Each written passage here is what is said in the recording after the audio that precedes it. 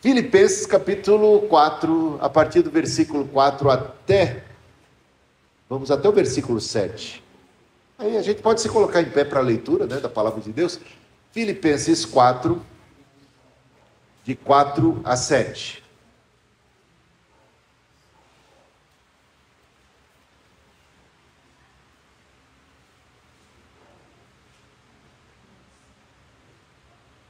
Todo mundo encontrou? Diz assim, o apóstolo Paulo: alegrem-se sempre no Senhor. Outra vez digo, alegrem-se. Que a moderação de vocês seja conhecida por todos. Perto está o Senhor. Não fiquem preocupados com coisa alguma, mas em tudo sejam conhecidos diante de Deus os pedidos de vocês, pela oração e pela súplica, com ações de graças. E a paz de Deus, que excede a todo entendimento, guardará o coração e a mente de vocês em Cristo Jesus, e amém. Amém. Pode assentar, nem precisa pregação, né? Depois dessa. Olha, a minha neta não tinha, a primeira, a Helena, não tinha nem 2 anos de idade. A gente estava levando ela para passear, acho que fomos ao shopping, assim, e ela estava no carro com a gente, e ela estava cantando, ela cantava os corinhos, cantava aquelas canções de criança no banco de trás, né? E a gente tem isso filmado. E de repente ela cantou, parou, e ela estava assim, tão feliz, tão alegre, e ela falou assim: eu estou feliz. Eu estou feliz. Ela parou assim do nada e disse: eu estou feliz. Foi muito lindo, muito espontâneo. E vira e mexe, a gente passa esse vídeo de novo. E é um momento de felicidade. E aí a gente passa com ela, e eu pergunto para ela: você lembra daquele dia? Como é que você está hoje? Né? Porque aquele foi um dia feliz para você. Você estava com o vovô, com a vovó, você estava cantando, tudo estava bem, a saúde estava boa, estava tudo bem. E ela se sentia assim, no aconchego familiar, e aquela sensação de alegria, e brotou espontaneamente uma expressão de felicidade. Eu estou feliz. Mas ela falou assim, coração cheio de alegria. E aí eu converso. Hoje ela tem 10 anos de idade. Lá se vão 8 anos. E eu falo para ela: olha, nunca se esqueça daquele momento. Porque vai chegar momento em que as coisas... Você não vai estar com vovô e vovó. Os ventos não vão estar soprando a favor, vão ser contrários. Você vai estar numa situação bem complicada, de muita diversidade. Não é profecia, é simplesmente a vida. Não é? Não precisa profetizar. Você tá vivo, quem está vivo, prepare-se. Vai acontecer, mais cedo ou mais tarde, muitas vezes você vai se ver numa situação de muita contrariedade, de muita diversidade, de muita oposição, de muita pressão, de muita angústia.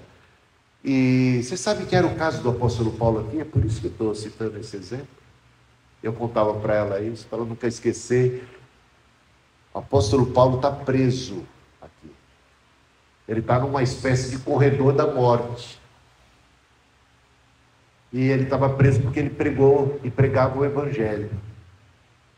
Ele já tinha sido açoitado, já tinha passado por fome, por privações, por todo tipo de pressão, por abandono, decepção, sabe? Todas essas coisas da vida, essas desilusões, essas trombadas que a vida apresenta. E agora ele se vê preso. Que situação, né? De privação de liberdade. Comendo a comida da prisão, não imagina o que não eram as condições, né, presidiárias da época, né? Não tinha direitos humanos, né? Hoje nem com direitos humanos a coisa melhora, né? Então o que eles comiam na prisão? Como que eles eram tratados? Em que cama dormia? Qual era o conforto disso? Muito complicado, gente. Muito complicado. Mas olha o que ele está dizendo aqui. alegrem-se sempre no Senhor. Helena, não é só quando está tudo bem, não é só quando o vovô e vovó estão passeando com você. Alegre-se sempre no Senhor. Sempre no Senhor. E quem está dizendo isso? Está dizendo de uma perspectiva de privação, de angústia, de dor. E a igreja estava meio triste, porque essa é a igreja desse pastor, do apóstolo Paulo. E o seu pastor está preso, e eles têm a tendência de ficarem tão tristes, borocochôs, cabisbaixos, ficarem tão assim atordoados, porque de repente, quando a gente olha as circunstâncias, parece que o diabo é quem está dando as cartas, mas não é isto o fato e a realidade. Deus segue sendo Deus, acima de tudo e de todos. E ele está dizendo para essa igreja que está triste por causa da prisão dele: alegrem-se sempre no Senhor. Outra vez vos digo, alegrem-se. Ele vai dizer mais abaixo aqui: aprendi a estar contente. Veja só, no capítulo 5, né, se eu não me engano, capítulo 5 já? Ou é capítulo 4 ainda? Capítulo 4 ainda, ó. Primeiro ele diz que tudo pode naquele que o fortalece. Antes ele diz aqui, o versículo 11: digo isto, não porque esteja necessitado, porque aprendi a viver contente em toda e qualquer situação. Qual é a situação dele agora? De prisão. E ele está contente. Toda e qualquer circunstância. Tudo posso naquele que me fortalece. Eu posso estar contente agora, a despeito da circunstância, a despeito da adversidade, das tribulações e dos problemas, porque eu tudo posso naquele que me fortalece. Perto está o Senhor, Ele está vivo, Deus reina e vive. Então alegrem-se sempre no Senhor. Outra vez vos digo, alegrem-se.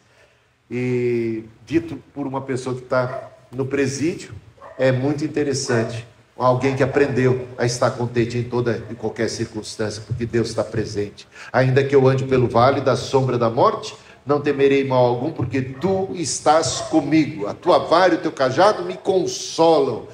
Preparas-me uma mesa na presença dos meus adversários, né? Unges-me a cabeça com óleo, meu cálice transborda. Certamente que a bondade e a misericórdia do Senhor me seguirão por toda a minha vida.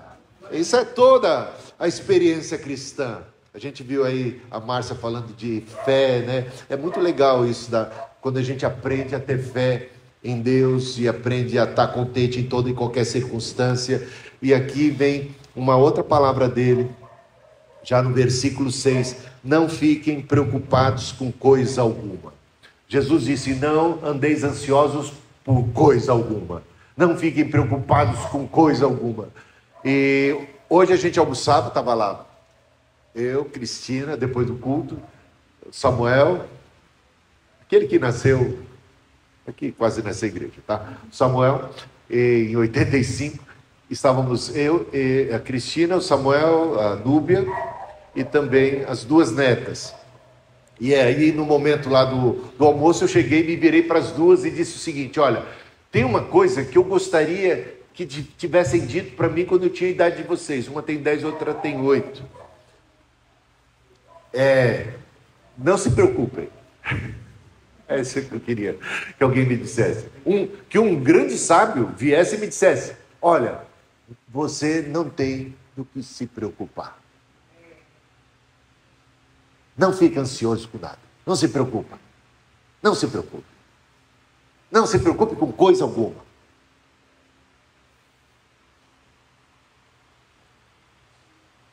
Esse grande sábio foi Jesus. Outro, o apóstolo Paulo. Se a gente pudesse desde criança aprender isso, hein? Uma vez, meu pai, a gente já era pobre, era dia do pagamento, meu pai chega em casa, é o dia que ele ficava um pouco mais contente. Chegou em casa, meteu a mão no bolso para pegar o pagamento, e a mão dele foi quase lá na canela, porque estava rasgado o bolso. Veio no ônibus, se alguém passou uma navalha, um gilete, sei lá o quê. E lá se foi o pagamento do mês. Gente, dinheiro era contado para as coisas. Não tinha reserva.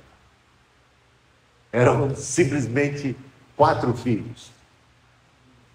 Ah, gente, quando eu lembro até hoje disso, eu devia ter lá meus 9 anos de idade, e eu contemplo o semblante do meu pai, sabe, ficou pasmo, ficou assustado, não é possível, não é possível, e de repente o bolso rasgado, e agora o que vai ser? Minha mãe assustada, e agora o que vai ser? Como que a gente vai sustentar esses meninos? Tinha uma menina no meio lá, uma intrometida, caçulinha. 3 meninos e uma menina. Como é que nós vamos sustentar? Como é que vai ser agora? E eles espantados, assustados, preocupados, angustiados, ansiosos, como normalmente um ser humano ficaria em situação semelhante, não é? E agora, o que vai ser? Eu era criança, uma criança que desde pequena nasceu na escola dominical, cresci na igreja, aprendi a respeito de fé e tudo, e também um pouco irresponsável, sabe, com 9 anos de idade. Não tinha muita responsabilidade também. E confiava muito no papai e na mamãe, esse problema deles, problema de gente grande, eles vão dar um jeito. É ruim? Foi assaltado, é ruim, mas eu dormi aquela noite como todas as noites anteriores da minha vida, e voltei no dia seguinte a brincar, soltar pipa, ir para a escola, rodar piano, bolinha de gude. A minha infância, apesar de pobre, foi boa, sabe? Deus cuidou da gente ali. E eu não sei como é que a gente venceu aquele mês. Eu não lembro de perceber nenhuma diferença. De alguma maneira, a gente superou. De alguma maneira, a gente superou. Mas meu pai e minha mãe devem ter passado um apuro aquele mês, uma angústia, só aquele momento. Tudo que eu queria hoje era poder voltar naquele momento, porque hoje eu já sou uma pessoa do futuro, não sou? Sou uma pessoa do futuro. Meu pai e minha mãe estavam preocupados com a gente. O que vai ser dos nossos filhos? Queria voltar no tempo, chegar lá, pai, mãe, para tudo.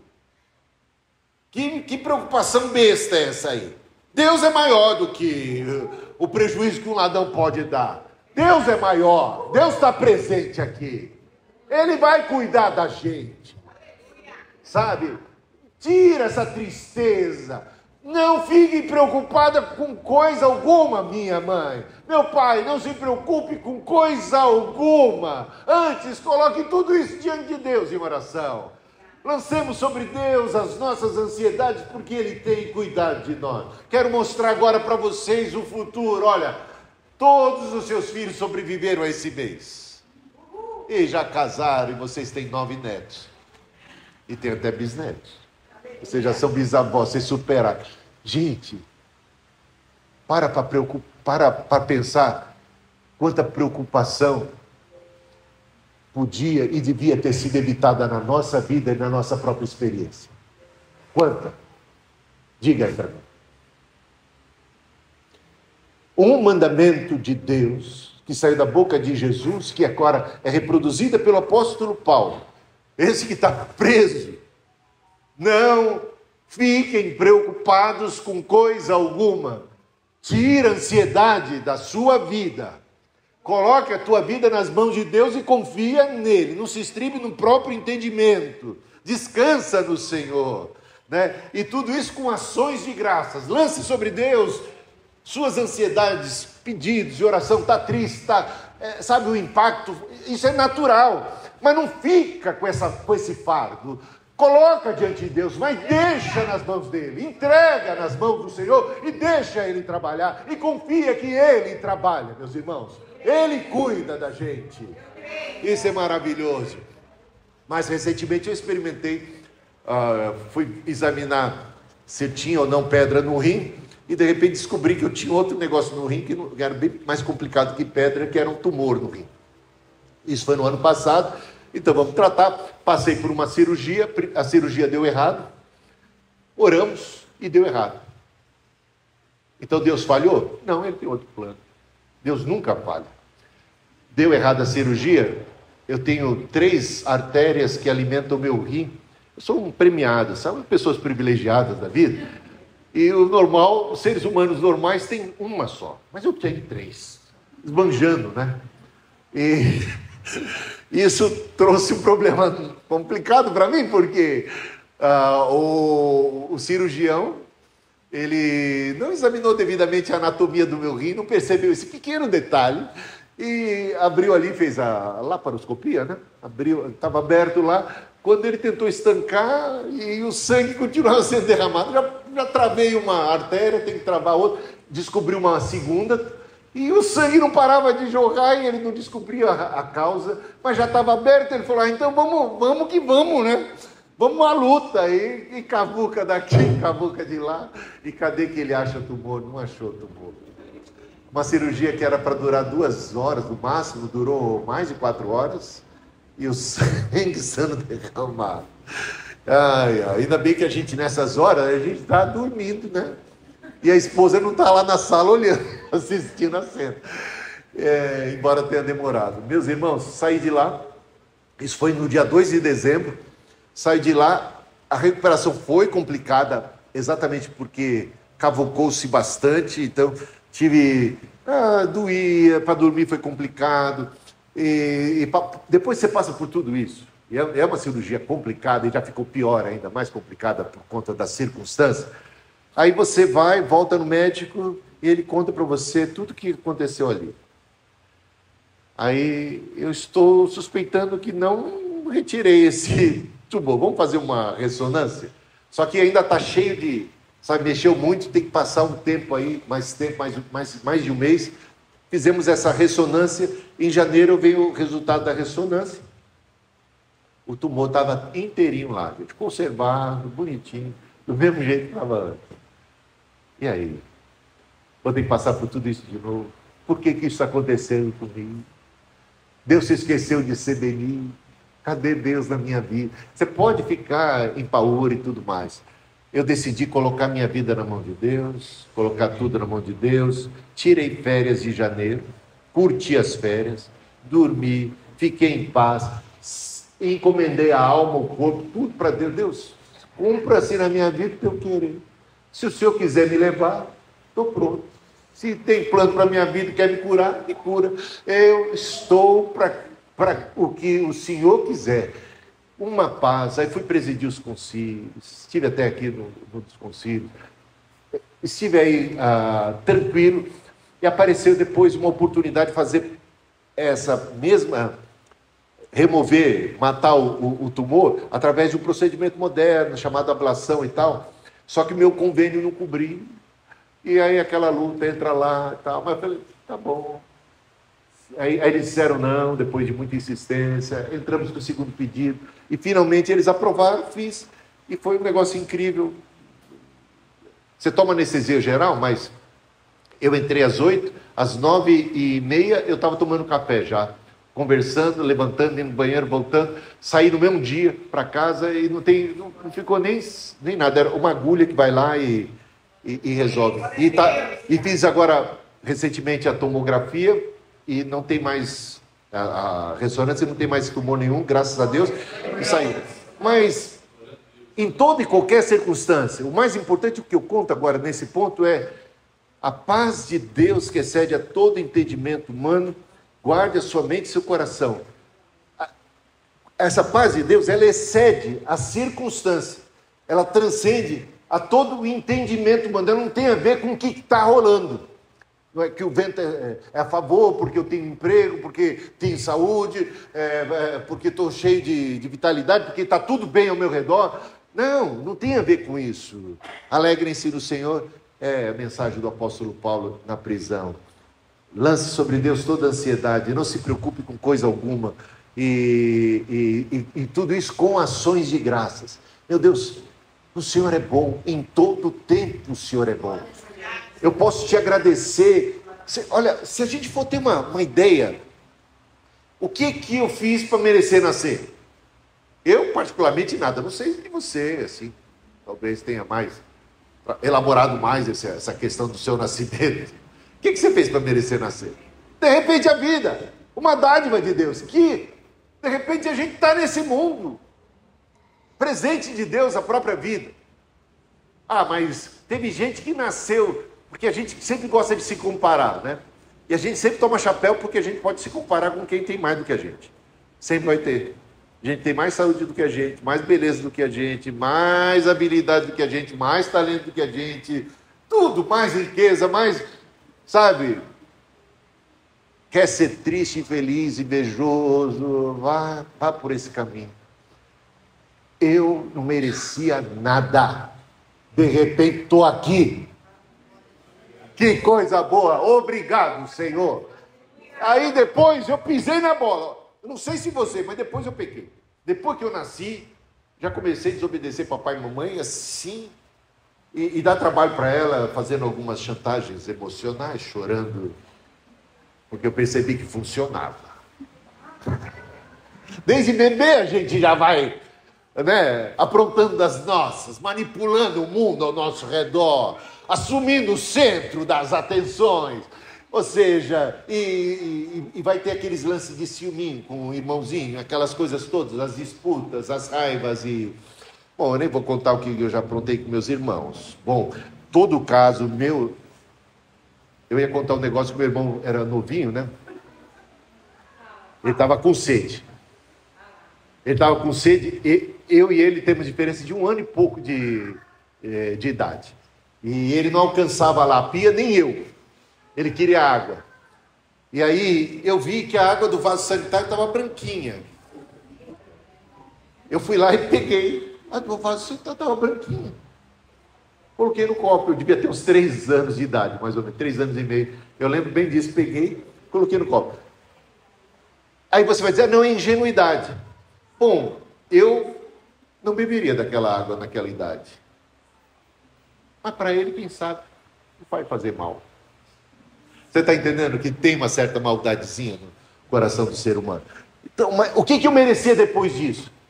Depois dos pecados, depois de me desviar, de estar afastado de Deus. Eu merecia condenação e Ele me amou. Deus amou o mundo inteiro de tal maneira, me deu Jesus Cristo, Redentor, seu sangue derramado para perdão dos meus pecados, me deu o Espírito Santo, me deu a vida eterna. Gente, a gente está chorando de barriga cheia, não é não? Tem tanta coisa para agradecer. Em tudo dai graças, porque esta é a vontade de Deus em Cristo Jesus. Todas as coisas cooperam para o bem daqueles que amam a Deus. Meus irmãos, essa tribulação que eu passei, ela me fez bem. Ela me deu uma nova perspectiva da vida. Eu tive experiência. Sabe, a gente cresce com tudo. A gente pode só, se quiser, reclamar de tudo, reclamar sabe, ser murmurador. Isso é péssimo.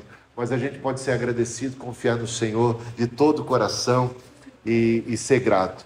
Pedidos, todos os pedidos que você fizer na vida, sejam acompanhados por ações de graças. Carregados de ações de graças. Senhor, obrigado. Eu peço por cura, mas se o Senhor me curar, obrigado também. A minha vida foi boa até aqui, obrigado. Eu digo que foi bom, mas passei por cada coisa também. Mas eu nem lembro das coisas ruins. Até quando eu lembro das coisas ruins, eu estou feliz. Foi bom. Foi Deus comigo, aprendi coisas, e a gente vai crescendo. Em tudo dai graças. Uma pessoa desse tipo é indestrutível, não é? E é isso que Deus quer que a gente seja. Em todas as coisas, mais do que vencedores. Mais do que vencedores. E a paz de Deus, que excede a todo entendimento humano, guardará o coração e a mente de vocês em Cristo Jesus. Eu poderia contar experiências e mais experiências de como Deus cuidou de mim, como Deus me guardou, como Deus me trouxe até aqui, e como Deus é poderoso e vivo. E, bom, eu sei dos livramentos que Deus me deu. Não era, tem aquela música que eu gosto, ela diz assim, não era para eu estar aqui. Eu não sei se você pode cantar essa parte também, né? Não tem uma música nova aí? Nova não. Já está um pouquinho mais. Não era nem para eu estar aqui. Não era para eu estar aqui. E era para você estar aqui? Acho que você já deve ter passado por poucas e boas também. Quantas vezes Deus me salvou da morte? De um acidente que poderia ter sido fatal. Vou contar só um. Ele empinava pipa. Moleque, você já viu, né? Empinando pipa no alto da laje, que era da cozinha da minha mãe, que ficava sobre a casa da minha avó. Então eram 2 lances, e eu empinando pipa e não tinha proteção nenhuma ali. E de repente os pipas se laçaram. E aí quem é do ramo sabe o que a gente faz. A gente começa a puxar a linha e vai andando para trás, para ganhar território. Para a linha ir mais para o seu lado. Os pipas embrulhados ali, e eu puxando. Tal. Quando eu ia dar o último passo para o precipício, eu devia ter 12 anos de idade. O último passo, eu estava assim na quina aqui, ia cair de costas. 2 andares, assim, bem alto ali. Uma voz, disse assim: ei, olha onde você vai pisar. Eu olhei, deu branco. Até hoje eu tenho medo de altura, você não tem ideia. Eu nem sabia que eu tinha esse trauma de altura. Depois eu descobri que eu fiquei com esse trauma de altura, é uma outra história. Fiquei assim, olhei, assustado, aí caminhei para frente, puxa, perdi o pipa, claro, perdi tudo ali. A pior coisa que aconteceu naquele dia foi eu ter perdido o pipa. Bom, mas o que aconteceu? Eu procurei a voz. Que voz foi essa? Não tinha ninguém ali perto, nenhum vizinho, nenhum amigo, eu estava completamente sozinho. Eu ouvi uma voz que me pediu de cair para trás. Era perguntar mais. Deus guardou. Deus cuida de nós. Não se preocupe. Deus vai sustentar. Naquele mês que faltou o pagamento. Deus vai sustentar, vai te proteger. Eu acho isso tão incrível. Entrega o teu caminho ao Senhor, confia nele, mais Ele fará.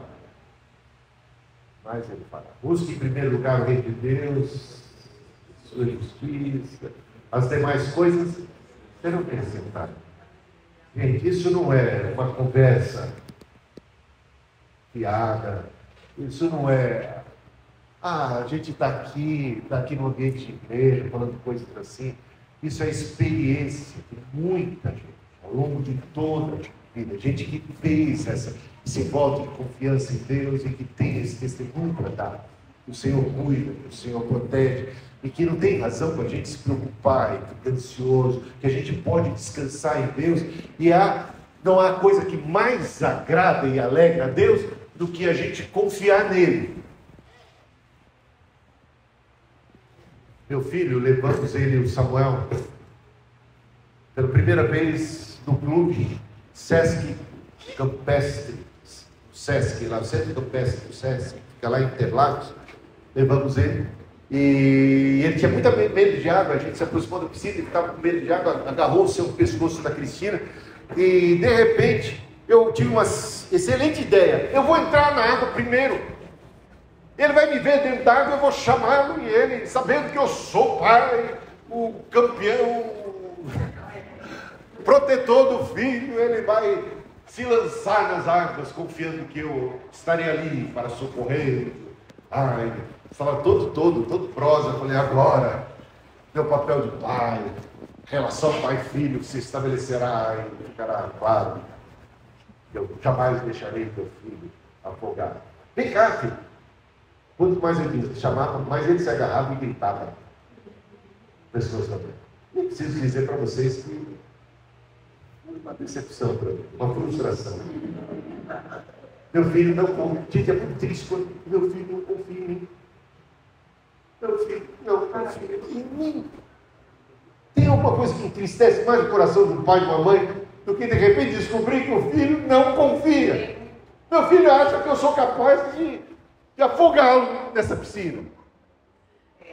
Ele acha que eu sou mau. Ele não confia que eu o protegerei, que eu o guardarei de todo mal. Pense agora, coloque-se no lugar de Deus. Quando você é quem não confia nele, Quando você é que vive ansioso ou ansiosa, preocupado, preocupada, angustiado, porque simplesmente não confia. A gente diz que confia em Deus, que Ele há um dia de nos ressuscitar dentre os mortos, não é isso? É a nossa esperança da vida eterna. E não consegue confiar nele para as coisas mais banais dessa vida. Que fé é essa nossa? Uma contradição tremenda, né? Meus irmãos, Deus quer que a gente confie nele. Ele tem cuidado de nós, confia nele. E isso é um testemunho de fé. Senhor, eu só confio no Senhor que não vai falhar. Estou cantando em mim bem antigo. Só confio no Senhor que não vai falhar. Coloquemos de pé. Que a paz de Deus, que excede a todo entendimento humano, guarde a sua mente e o seu coração em Cristo Jesus. Pai, lançamos aos seus pés as nossas fraquezas, nossas ansiedades, nossas preocupações, nossa aflição, os desafios da nossa vida, o nosso futuro, as nossas tristezas, os traumas do passado, as coisas que de repente carregamos, os fardos, a culpa, tudo isso, Senhor, que é pesado demais para nós, colocamos diante de Ti, confiando no Teu poder de cuidar, de perdoar, de aliviar o fardo. O Teu fardo é leve e suave. O Senhor disse: vinde a mim todos os que estáis cansados e sobrecarregados, eu vos aliviarei. Obrigado, Senhor, porque esse convite continua válido para os dias atuais, e o Senhor está aqui presente, perto está o Senhor, e o Senhor é honrado quando a gente pode confiar, ter fé e depositar e descansar no Teu poder, no Teu amor, na Tua soberania, na Tua capacidade de fazer com que todas as coisas venham a convergir para o nosso bem maior. Ao Senhor seja sempre a honra e a glória, porque nada, absolutamente nada, pode nos separar do amor de Deus que está em Cristo Jesus, e em todas as adversidades, tribulações, nós somos mais do que vencedores, por isso podemos nos alegrar agora. Ó Senhor, podemos ter alegria nesse exato momento, porque o Senhor está aqui, e o Senhor é bom, e é a Tua compaixão, a Tua graça, é comunicada a nossa vida, e a gente humildemente reconhece que dependemos de Ti, e que a nossa suficiência vem do Senhor, e que o Senhor é quem vai chover na nossa hora. Até mesmo na hora que a gente oferta, a gente está testemunhando o quanto confiamos que tudo vem das Tuas mãos.